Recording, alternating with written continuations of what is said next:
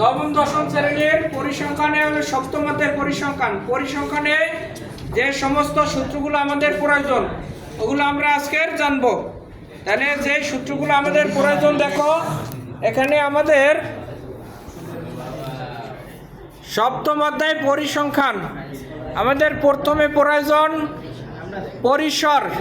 পরিসরের সূত্র হলে সর্বোচ্চ মান মাইনাস সর্বনিম্ন মান যোগ 1। 2 নম্বর সূত্র হলো শ্রেণী সংখ্যা। পরিসর ভাগ শ্রেণী ব্যক্তি, এটা পূর্ণ সংখ্যায় নিতে হবে। 3 নম্বরে আমরা গড়ের সূত্র লিখব। 3 নম্বরে গড়ের সূত্র 3টা। একটা হলো ক নম্বরে সরাসরি গড়। সরাসরি গড় হলে সমষ্টি ভাগ এন। এন বলতে মোট গণসংখ্যা। এন বলতে কি বোঝায়? মোট গণসংখ্যা।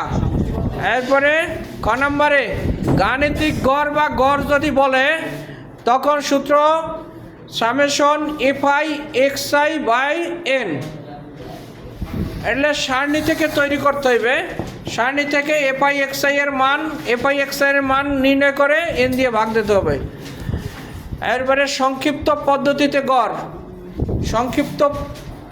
সংক্ষিপ্ত পদ্ধতিতে গড় নির্ণয়ের সূত্র এবার plus summation F I U I by N গুণ এইচ। এটা সারণী দিয়া এফআই ইউআই তৈরি করে এন দিয়া ভাগ দিয়া এরপরে যোগ বিয়োগ করে ফল নামাতে হবে। এরপরে মধ্যকেরও 3টা সূত্র আছে আমাদের।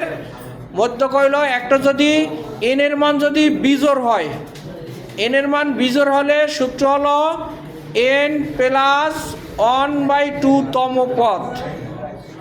এন এর মান যদি জোড় হয় তাহলে সূত্র হলো n/2 তম পদ প্লাস n/2 প্লাস 1 তম পদ বাই 2। এরপরে সারণী থেকে মধ্যক বের করার সূত্র L plus n/2 minus FC into h/fm। আর একটা সূত্র আমাদের আছে প্রচুরক।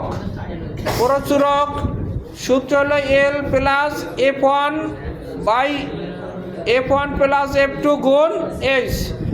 এখানে এই 5টা সূত্র আছে। 2টা সূত্রে ক খ গ 3টা করে আছে।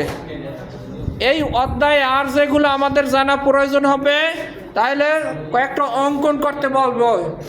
অঙ্কনের মধ্যে 3টা জিনিস আছে। একটা হলো আয়তলেখ অঙ্ক, এরপরে বহুভুজ অঙ্কন, এরপরে অজীব রেখা। এই 3 ধরনের অঙ্কন আছে আমাদের। তাহলে এগুলো আমাদের শিখতে হবে। এই সূত্রগুলো আয়ত্ত করতে পারলে আর এই 3 ধরনের অঙ্কন যদি আমরা পারি তাহলে এই অধ্যায়ের সম্পূর্ণ আমরা ধারণা পাবো। তাহলে সম্পূর্ণ অঙ্ক আমরা করতে পারবো। যেহেতু পরিসংখ্যান থেকে 2টি অঙ্ক আসে এবং 2টি অঙ্কেরই উত্তর দেওয়া সম্ভব হয়, তাই আমরা এই অধ্যায়টা ভালো করে আয়ত্ত করবো ইনশাল্লাহ।